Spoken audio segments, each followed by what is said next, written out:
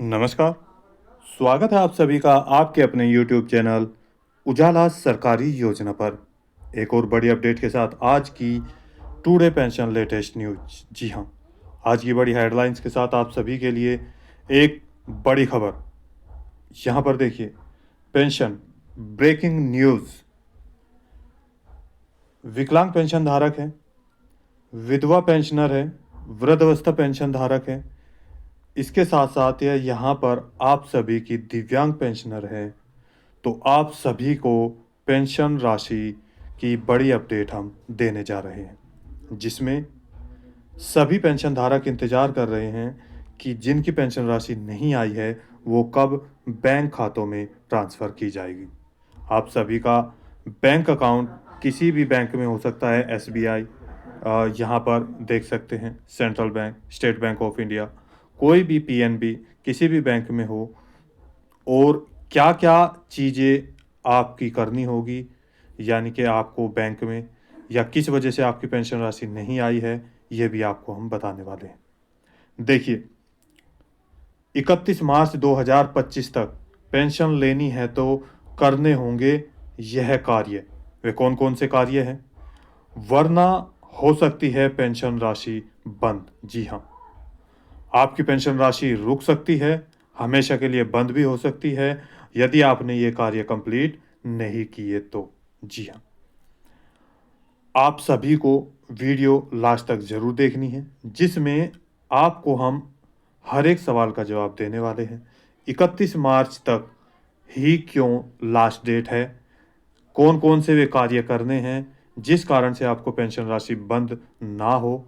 और दूसरी चीज़, यहाँ पर यदि आपने अभी तक चैनल को सब्सक्राइब नहीं किया है तो जल्दी से कर दीजिए और साथ ही बेल आइकन के बटन को दबाना न भूलें। वीडियो को लाइक और शेयर ज़्यादा से ज़्यादा करें। जी हाँ, पेंशन पेंशन पेंशन आप सभी की पेंशन राशि का यहाँ पर जिक्र चल रहा है। पेंशन लेटेस्ट न्यूज आ चुकी है। पेंशन 2025 की बड़ी खबर आ चुकी है, जहां पर एक और पेंशन से संबंधित चर्चा चल रही है कि हमारी पेंशन राशि कब बैंक खातों में ट्रांसफ़र की जाएगी। आप चाहे यूपी पेंशन धारक हो, यूके पेंशन धारक हो, आप बिहार के पेंशन राशि पेंशनर हो, दिल्ली के पेंशन लेने वाले हों, उत्तराखंड के पेंशन लेने वाले हों, राजस्थान के पेंशन धारक हो, हरियाणा के पेंशन धारक हो, बुजुर्ग पेंशन राशि आ रही है, विडो पेंशन राशि आ रही है, या डिसेबिलिटी पेंशन धारक हो, तो आप सभी को यहाँ पर बड़ी देखिए परेशानी झेलनी पड़ सकती है। और उन सभी जो परेशानी है उनका हल भी हम आपको यहाँ पर बताने वाले हैं। सभी का इंतज़ार यही चल रहा है, हमारी पेंशन राशि क्यों नहीं आई और हमारी पेंशन राशि कब आएगी, सवाल बना हुआ है। देखिए, आइए जानते हैं सभी सवालों के जवाब। अभी तक आपको मिले नहीं हैं, इसके चलते एक और बड़ी खबर पेंशन से संबंधित आप सभी के लिए आ चुकी है। जिन लाभार्थियों की पेंशन राशि ट्रांसफर नहीं हुई है उन सभी के लिए एक बुरी खबर। 31 मार्च 2025 तक 31 मार्च 2025 तक लास्ट डेट आ चुकी है, लास्ट सत्र 2024-25। जी हाँ, यहाँ पर आपको बता दें, जिसमें देख सकते हैं आप सभी को यहाँ पर पेंशन से संबंधित या पेंशन राशि आनी बाकी है, उन सभी की अब तक नहीं आई है। चूँकि 31 मार्च 2025 तक 2024-25 का लास्ट सत्र है, लास्ट है, और इसके बाद 1 अप्रैल 2025 से 2025 और 26 का सत्र शुरू होने वाला है। आप ओल्ड एज पेंशन धारक हैं, डिसेबिलिटी पेंशनर हैं या विडो पेंशन धारक हैं, तो सभी के लिए महत्वपूर्ण जानकारी है। देखिए, यहाँ पर बहुत बड़ी खबर आप सभी के लिए है। आज के जो मैं पॉइंट बताने वाला हूँ वे बहुत ही ज़्यादा इम्पोर्टेंट है। यहाँ पर एक एक पॉइंट को देखिएगा।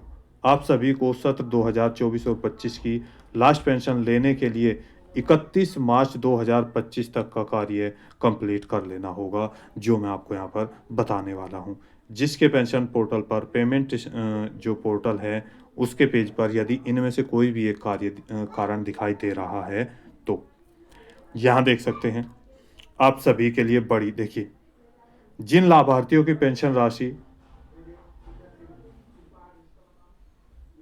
पेंशन पोर्टल पर रिजेक्ट हो चुकी है यानी कि PFMS पर रिजेक्ट हो चुकी है उन लाभार्थियों को ग्रीन झंडी के अलावा लाल झंडी यानी कि रिजेक्ट कर दिया गया है दिखाई दे रही है तो उसके बहुत सारे कारण हैं।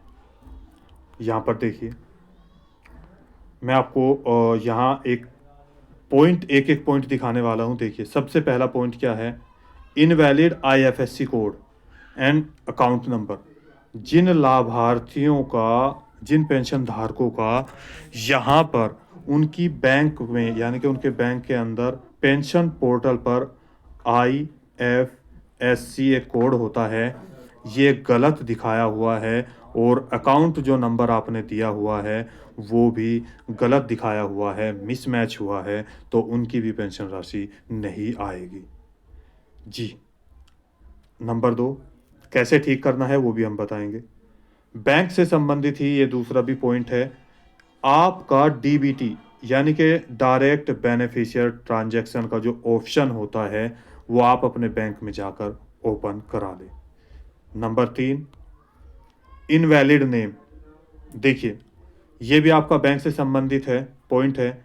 बहुत सारे ऐसे लाभार्थी हैं जिसका पेंशन पोर्टल पर और बैंक के डिटेल में बैंक पोर्टल पर जो नाम है या एड्रेस है वो गलत है, मिसमैच आ रहा है, एक जैसा नहीं है आधार कार्ड में और यहाँ पर अलग अलग दिखाई दे रहा है, तो उसको भी आप जाकर चेक कर सकते हैं और ये सही कराएंगे। इसके बाद नंबर 4 पॉइंट आता है नॉन NPCI मैपिंग। जी हाँ, ये भी आपका बैंक के अंदर ही होता है जिसमें आप अपना NPCI यहाँ पर जो मैपिंग होता है उसको ऑन कराएंगे। बैंक में जाकर बोलेंगे कि हमारा NPCI ऑन कर दीजिए। यहाँ पर देखिए नंबर 5 पॉइंट KYC।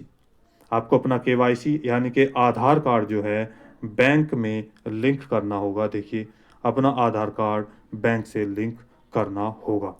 इसके बाद नंबर 7 पॉइंट आता है पेंशन पोर्टल पर गलत जानकारी चढ़ चुकी है और यहाँ पर जैसे देखिए 2 तरीके से गलत जानकारी होती है।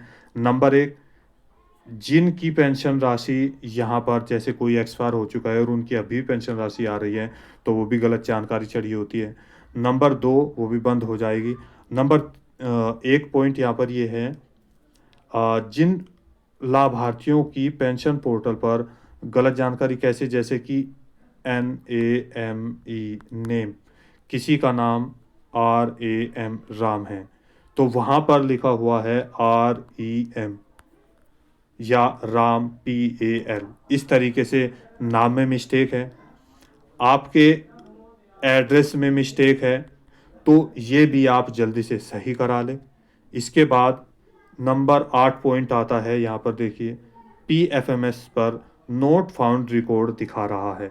यानी कि जैसे ही आप PFMS पॉइंट खोलेंगे, पेज खोलेंगे, हालांकि मैं आपको एक और चीज़ बता दूं, PFMS की हाल ही में साइट 31 मार्च तक ये बंद रहेगी चूँकि नया सत्र शुरू हो रहा है, डेटा अपलोड हो रहा है, चेंजिंग हो रहा है, सरकार के द्वारा ही वो बंद की हुई है।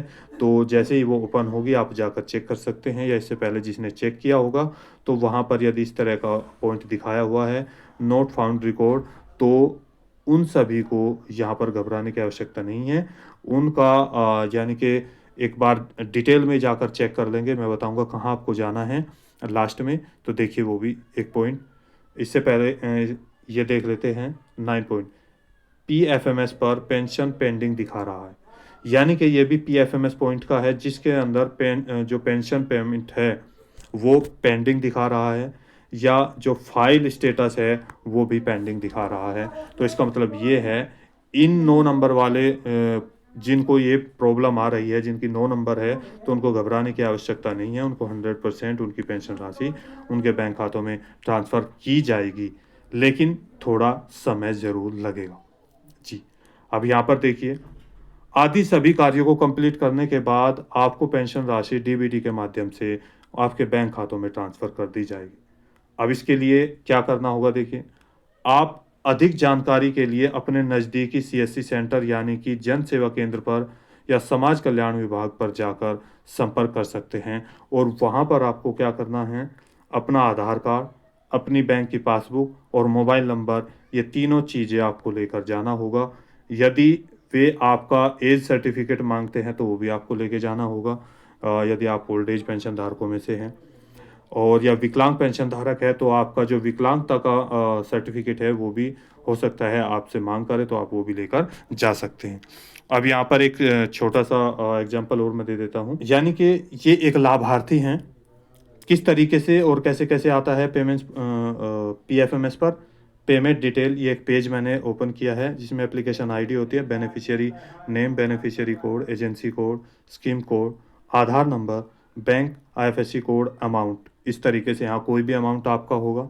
रिक्वेस्ट डेट इनकी डाली गई थी 11 मार्च 2025, यहाँ पर रिजेक्ट कर दिया गया यानी कि ग्रीन झंडी नहीं आई। अब 11 तारीख को ही 11 फरवरी को, अब नीचे देखिए यहाँ पर जब रिजेक्ट हो गया तो आगे जाने की आवश्यकता है ही नहीं। एरर डिस्क्रिप्शन, इसमें यहाँ पर पॉइंट लिखा है आधार